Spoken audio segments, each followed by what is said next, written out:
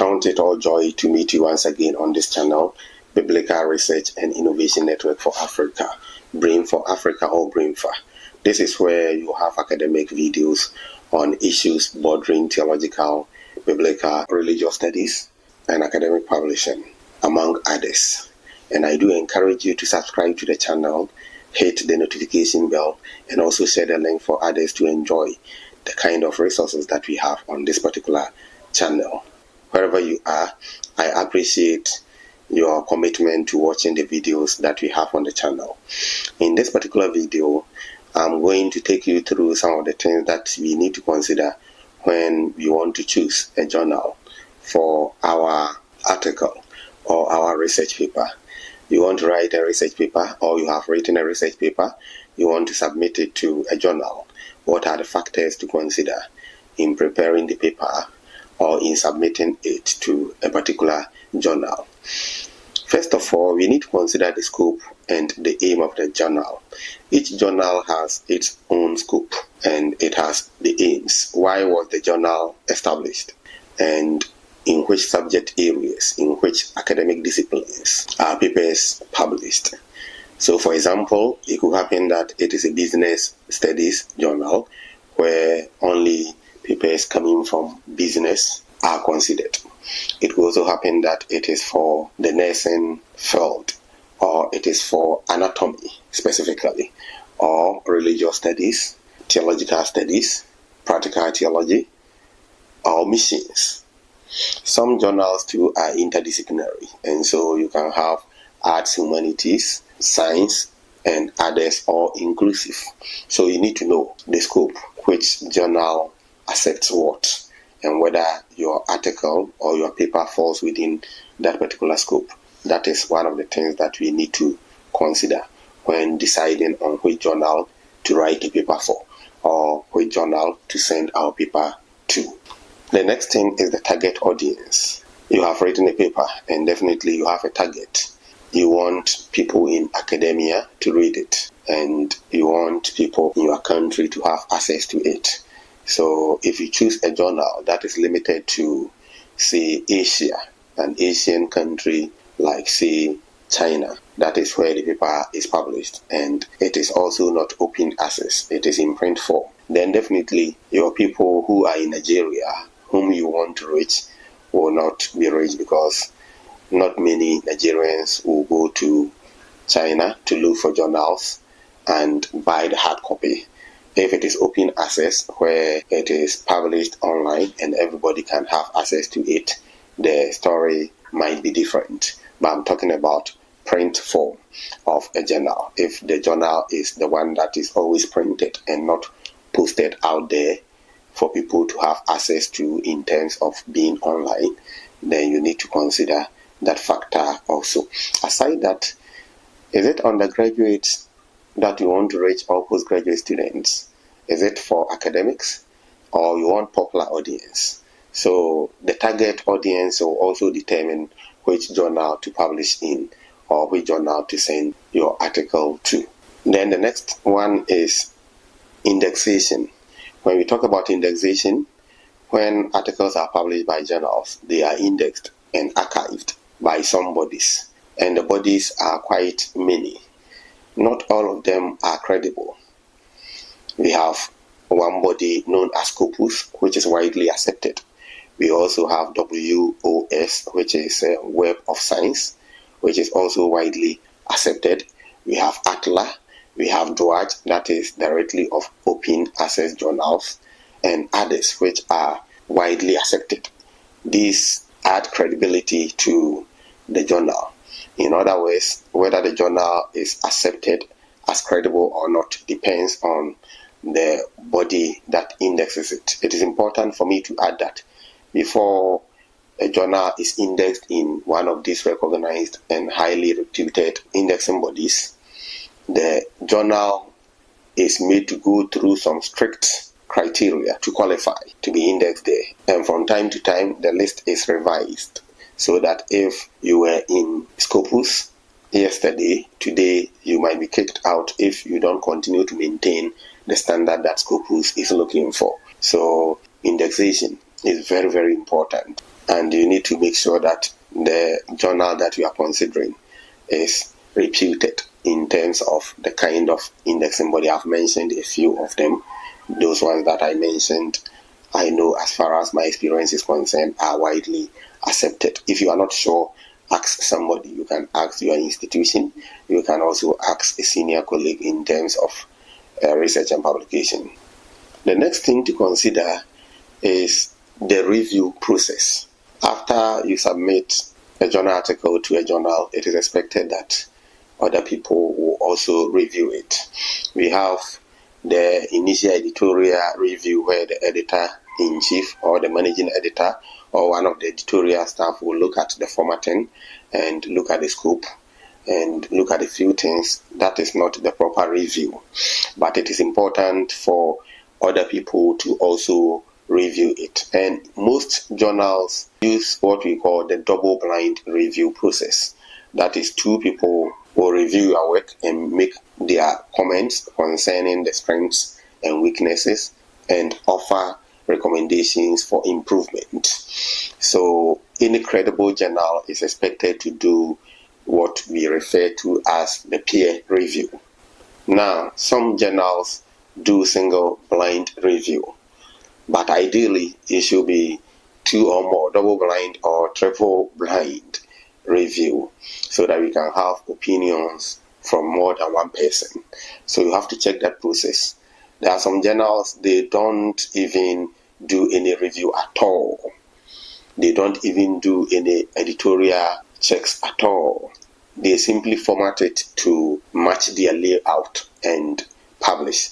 These are the journals that are promising you that in 3 days they will publish your paper, in 5 days they will publish your paper. This is not possible if you really want to go through the process, because nobody will review a paper within just 3 days, then you have it. You send it back to the author, and within 3 days all these processes have been completed and you have published it. No, it wouldn't happen. So those who are promising you 3 days, 5 days, they can't do it. If they do it, they are only taking your money and they are not doing the proper thing. So you need to consider the kind of review that they do. And normally the editorial checks also go with plagiarism check, that is similarity index, to find out whether you have plagiarized or not. So you should be interested in the kind of software used for checking plagiarism and whether it is done. You need to be interested in it. You need to be interested in the kind of review process that they have, whether they really do review. If they do, they must give you a report, and when the report comes, you are supposed to revise the paper and indicate which areas you have revised. It is important for you to ensure that the choice also takes into consideration the kind of review process that go on when you send your paper. Apart from checking that the review process will help you to maintain academic integrity, it is also important for you to check the frequency of publication. Some journals publish one issue, that is one edition a year. Some publish 2 editions, 2 volumes, or 2 issues a year. Some publish monthly, some publish every 2 months, some publish quarterly, some publish every 4 months. It is important for you to know this because you might want your paper to probably be published within some number of months. So if it is one that can only be published the following year, there are other credible ones that can publish it earlier, yet maintain academic standard. And so you need to check that also before you submit your paper or you consider a journal for your article. The next thing to consider is the mode of publication. Is it in print or it is in electronic form? Nowadays, most journals are online. They put the papers online. And these ones too, is it open access or it is subscription based? The open access is the one where everybody can download without paying anything. The subscription based one is where you need to pay. It is online, alright, but you need to pay before you are able to download. There is limited access to it. And if it is in print, then the limitation is hard. People will not go to shops and be buying journals. People want to sit in the comfort of their office, in their rooms, then they can download. So you need to consider that. Personally, I prefer the open access journal. It gives access to people anywhere to have your publication and also to enjoy, and you are able to transmit information easier and faster. We also have what we call acceptability rate, or the selectivity of the journal. Some journals will say that out of every 10 papers, we accept only, say, 3. It doesn't mean that those which are not accepted are not good papers, but they are not able to accept much. Maybe they publish only 5 papers in an issue, or not more than 7 in an issue.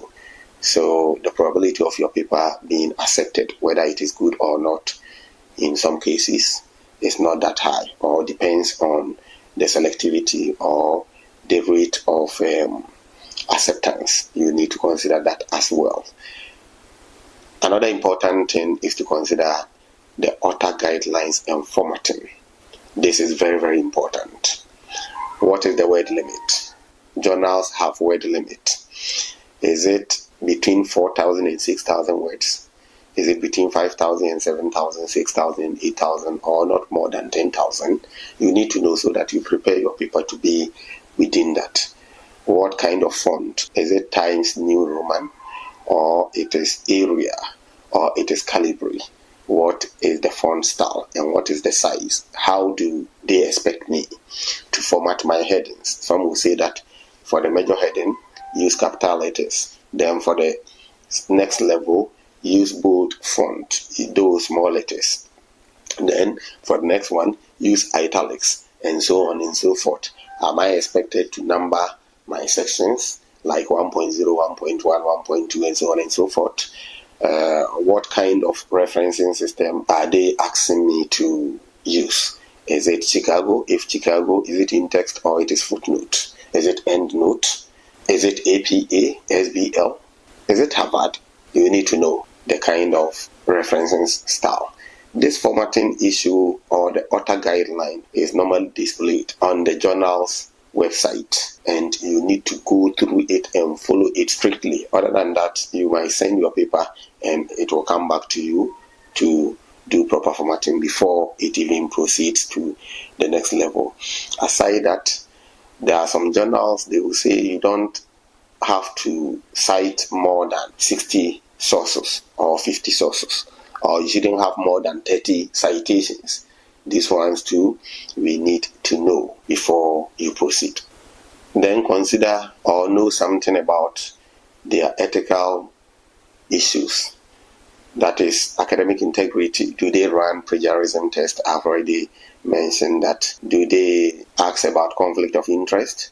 What about ethical clearance for doing your work? You may not have ethical clearance for the work that you have done, but it doesn't mean it cannot be published. But that particular journal may ask for it, and so you need to know how to deal with such. Another important thing is to consider the reputation or credibility of the journal. I have already said that journals are indexed, and so we normally use the indexing body to gauge the reputation. Avoid predatory journals. There are journals that will promise they will do ABC, but they won't do. Normally they don't do peer review. They don't do any editorial checks. They just publish. There are those who say that they will publish within a very short time. So avoid them. Any money they take from you, at the end of the day, your paper cannot be accepted for any academic purpose, such as promotion or such as counting your academic publications. These and many more are the things that we need to consider. I'll end this video here and encourage you to go back to the platform and have more videos on such topics to enlighten yourself. May God richly bless you. Bye for now. Shalom.